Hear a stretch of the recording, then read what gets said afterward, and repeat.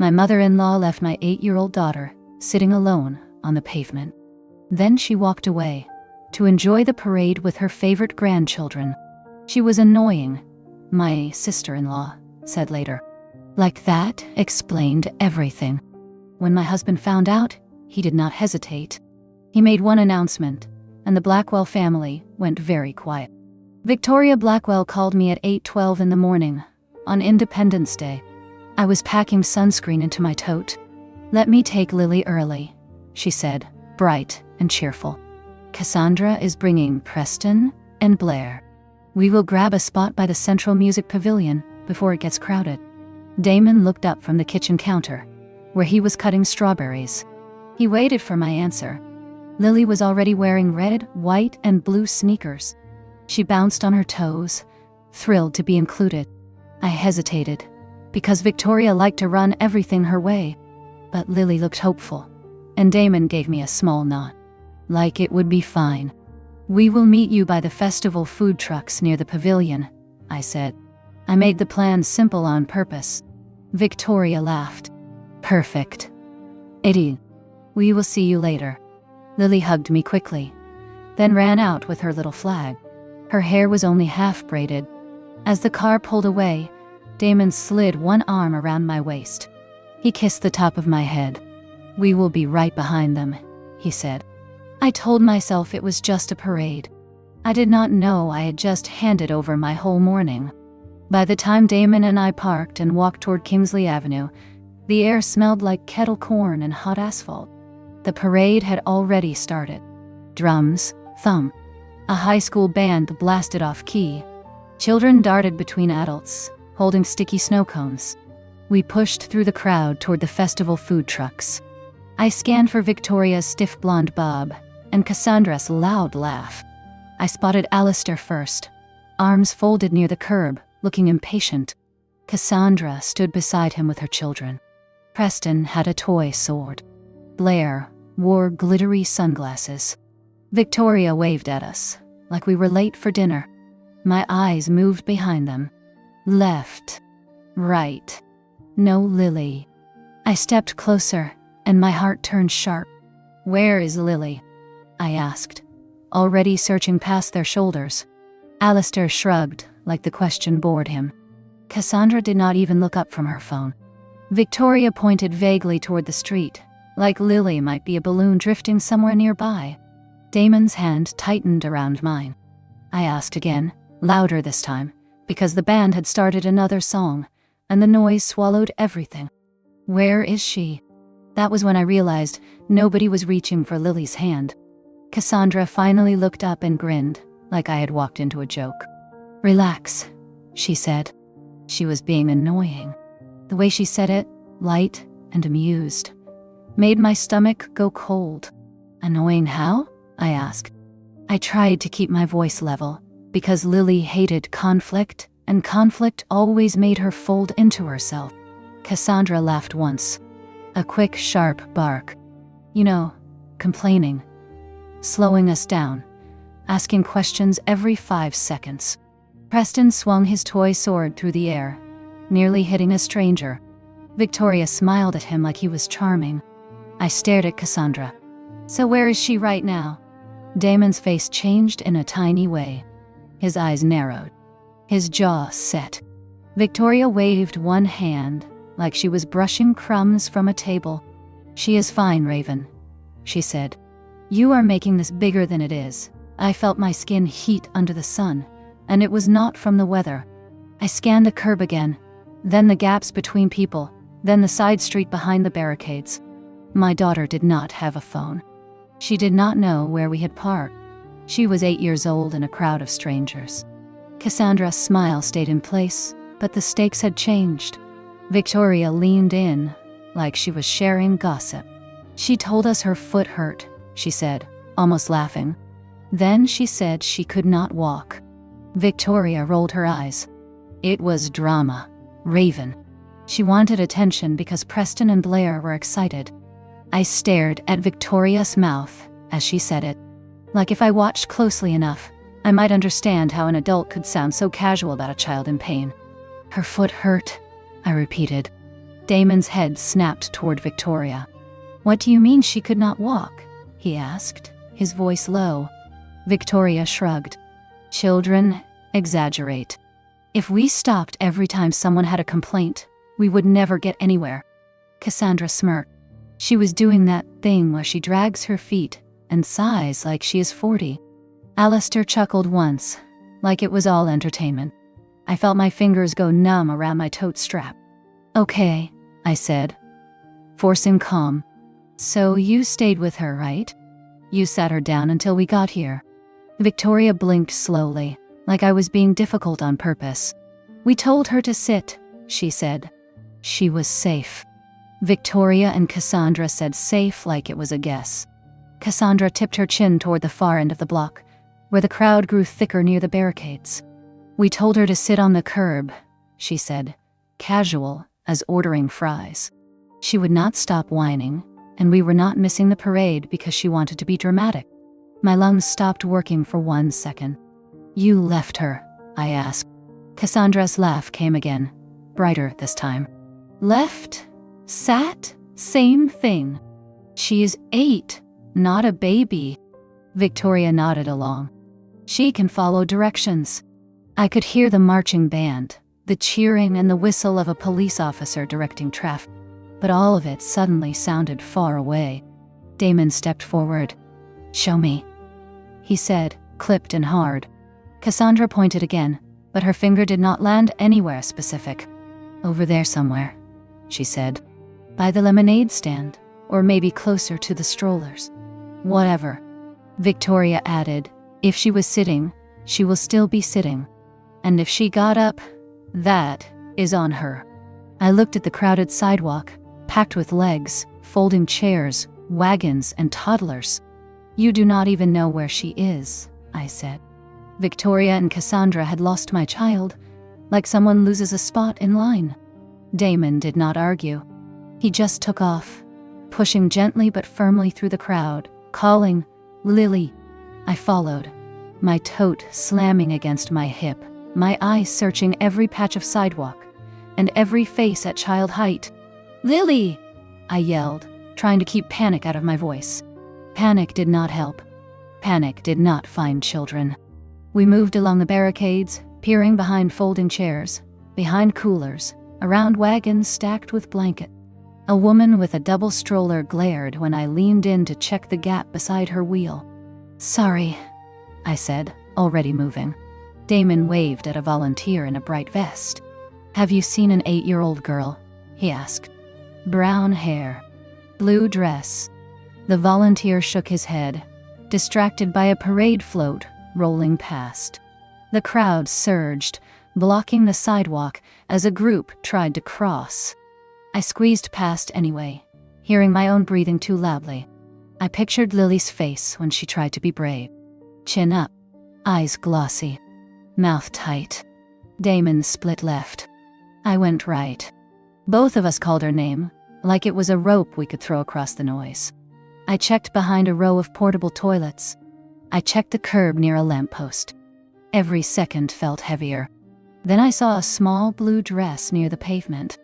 Lily was sitting alone on the curb, between 2 strangers' lawn chairs, hugging her knees like she was trying to make herself smaller. Her little flag lay on the ground beside her. The stick had snapped. She was not sobbing, but her cheeks were wet, and she kept blinking hard, like she was holding the rest back with willpower.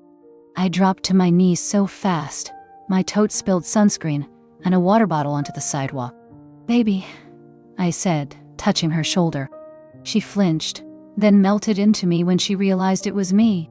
Damon crouched on her other side, hands hovering, like he did not want to startle her. Lily whispered, "Grandma said I was too slow." Her voice was thin, like she had been saving it. I swallowed hard. "Where does it hurt?" I asked, already looking at her feet. Lily pointed, embarrassed. "My heel." I tried to walk, but it felt like fire. Damon's eyes flicked toward the crowd behind us, then back to her. He scanned everything, like he wanted to rewind time, and put his body between her and the whole street.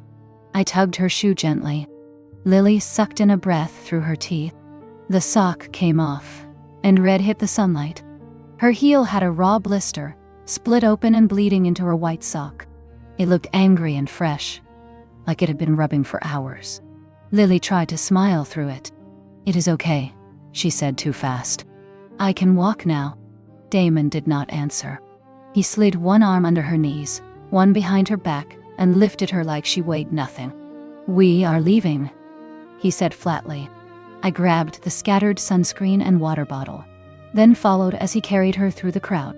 His shoulders were squared. His eyes stayed forward. On our way back to the car, Victoria and Cassandra were still by the food trucks. Victoria opened her mouth, probably to explain again. Damon walked past without stopping. Cassandra called after us, "Oh my God, you are so dramatic." Damon did not turn his head. In the car, Lily leaned against my shoulder while I pressed a napkin to her heel. Damon drove with both hands locked on the wheel, silent the whole way home. That night, he did not speak at dinner. He did not speak during Lily's bath. He did not speak when I wrapped her foot and tucked her in. He only sat at the edge of her bed, watching her breathe. The next morning, Damon finally broke his silence.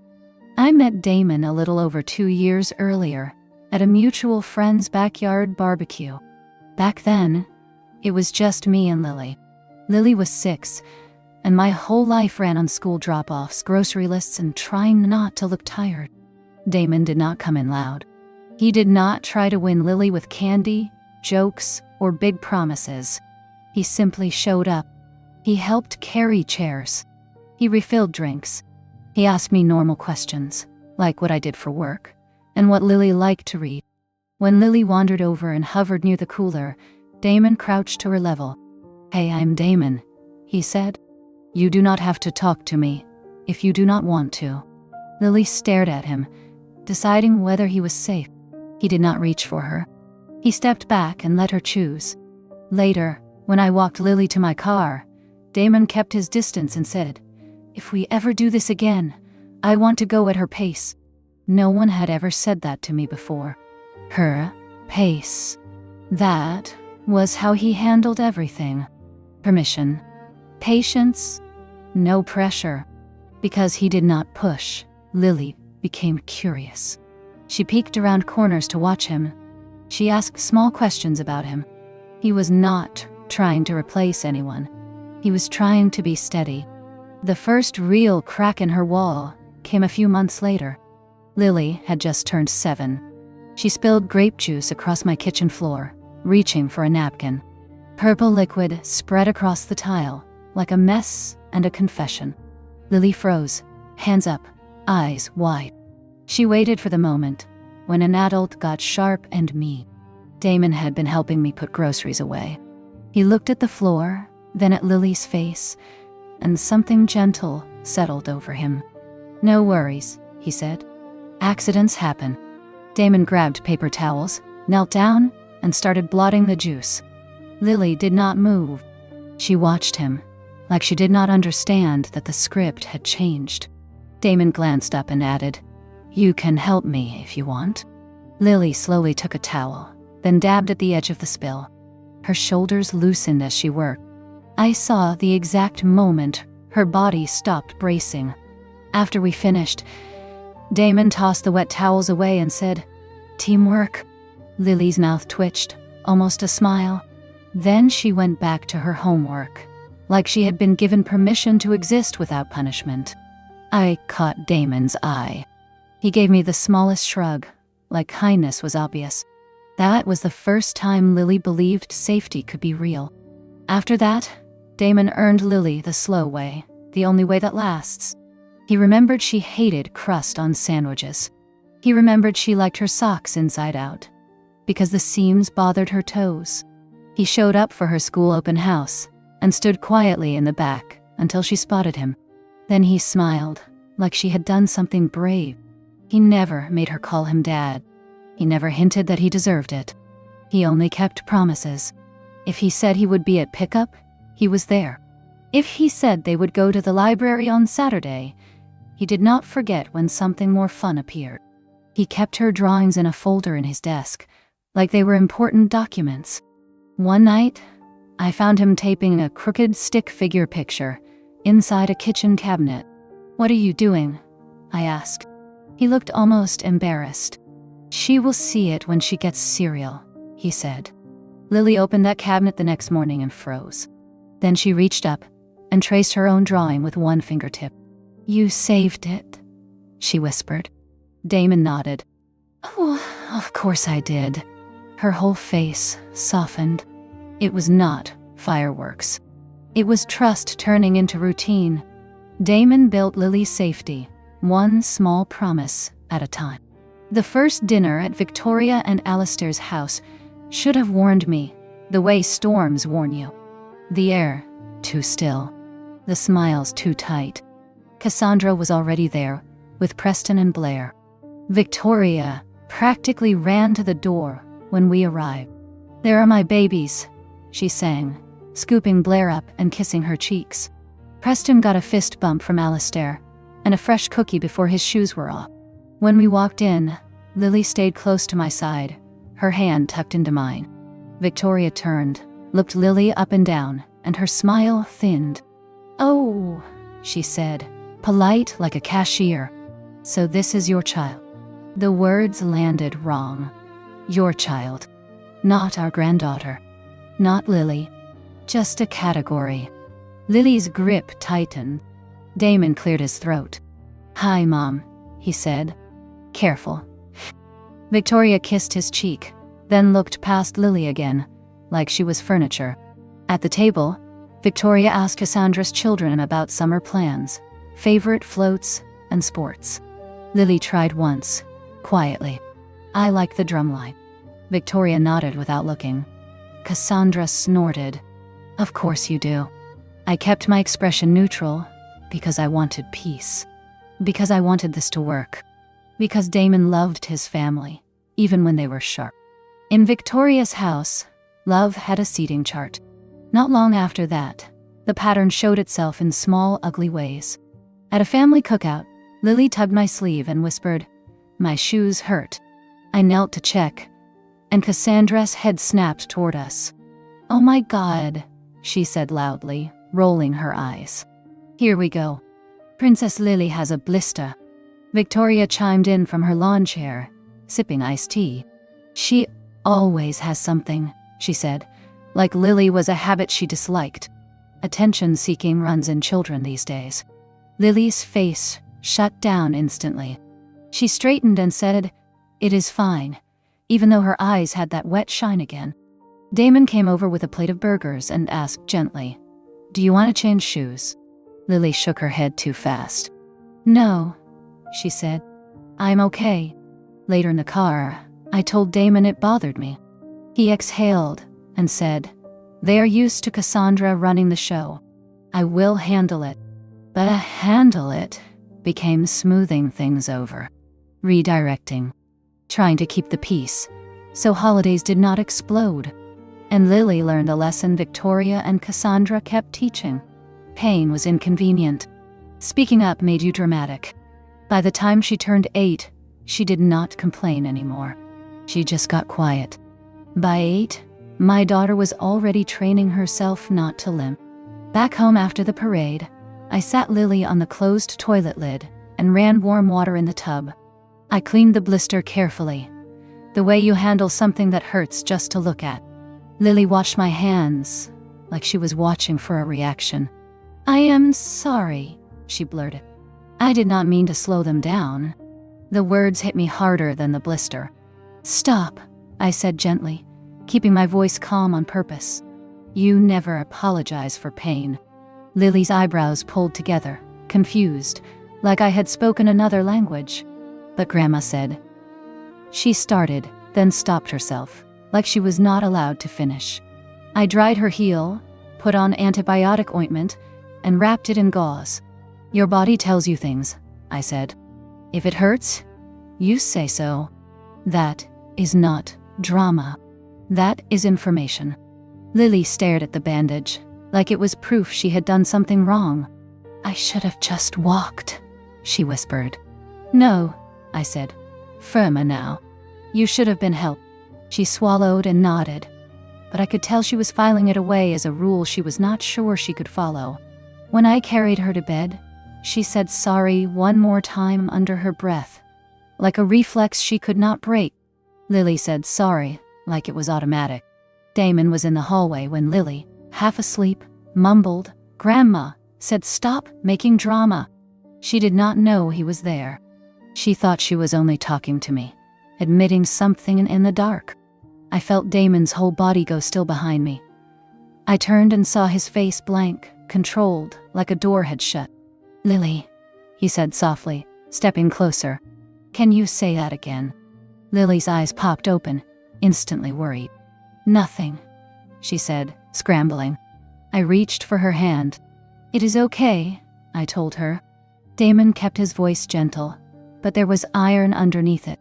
"What did Grandma say?" he asked. Lily looked at me, asking if she was allowed. I nodded. She swallowed. She said I was too slow and stop making drama. Damon nodded once, slow. "Thank you for telling me," he said. Then he kissed her forehead and walked into our bedroom without another word. When I followed, he stood by the window, staring out at the dark street, like he was watching something approach. He did not rant. He did not pace. He only breathed, measured, and quiet. The next morning, after Lily went back to sleep with her foot propped on a pillow, Damon set his phone on speaker at the kitchen table. I sat across from him, my coffee untouched. He called Victoria first, then added Alistair, then Cassandra. Their voices piled in at once. Victoria, cheerful. Alistair, gruff. Cassandra, already annoyed. Damon did not do small talk.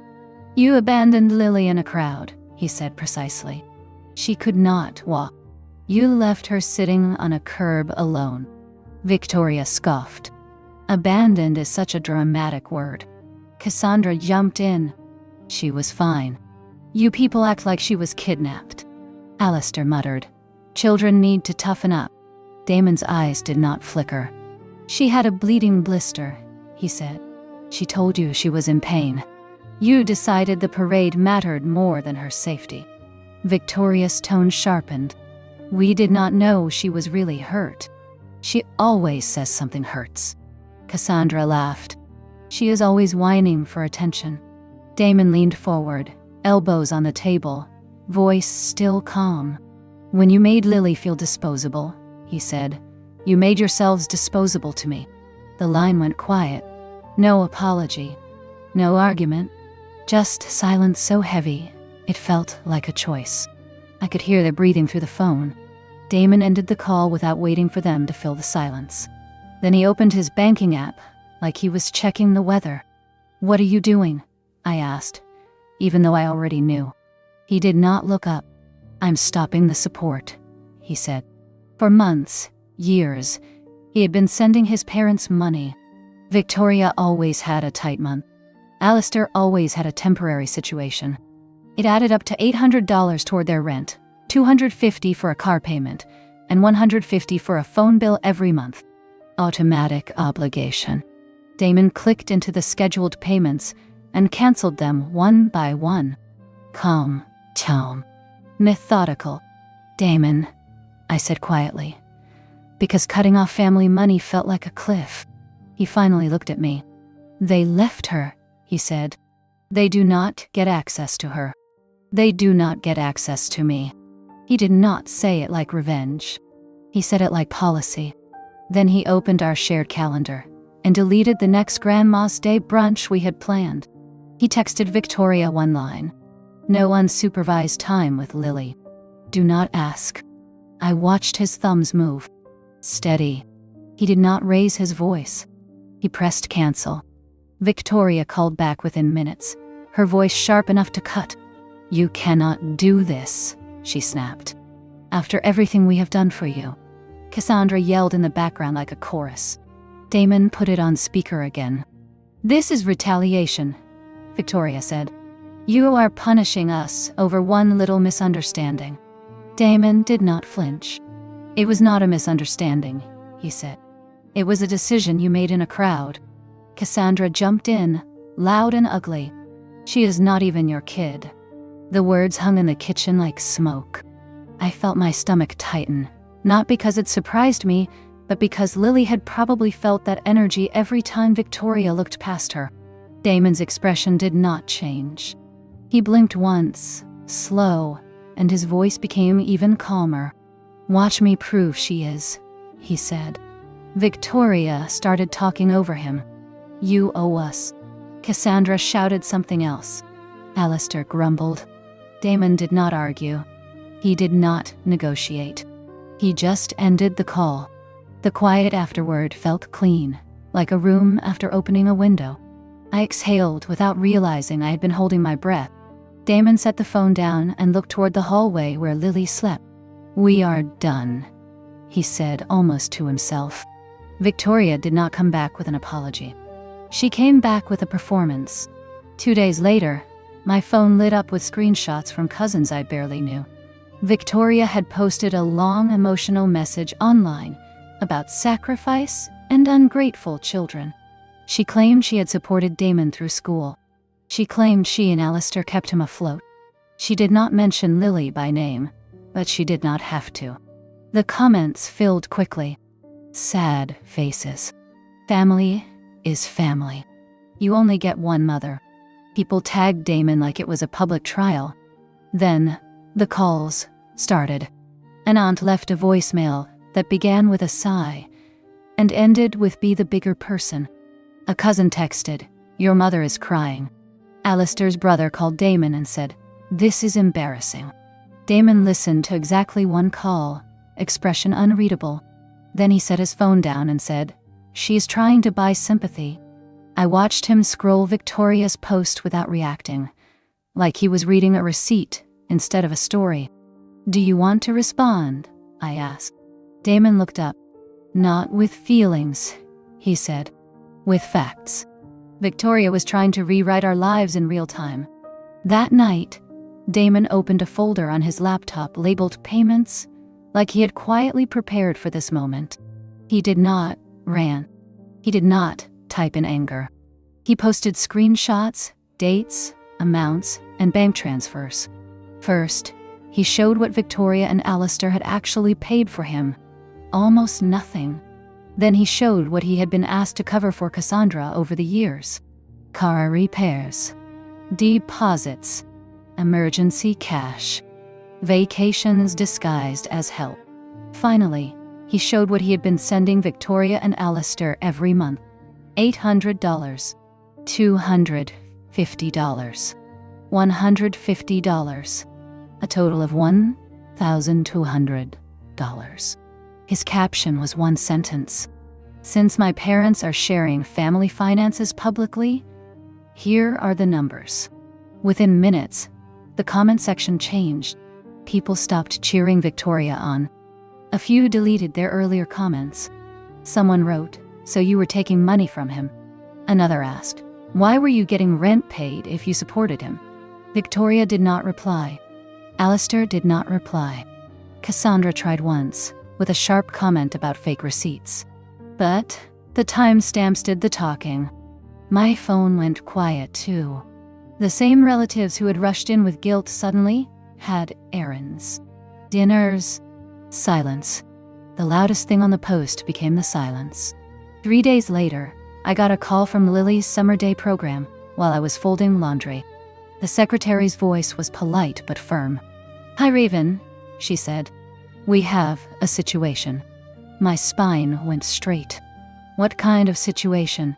"A woman named Victoria is here," the secretary said. "She says she is Lily's grandmother. She wants to pick her up early from the program."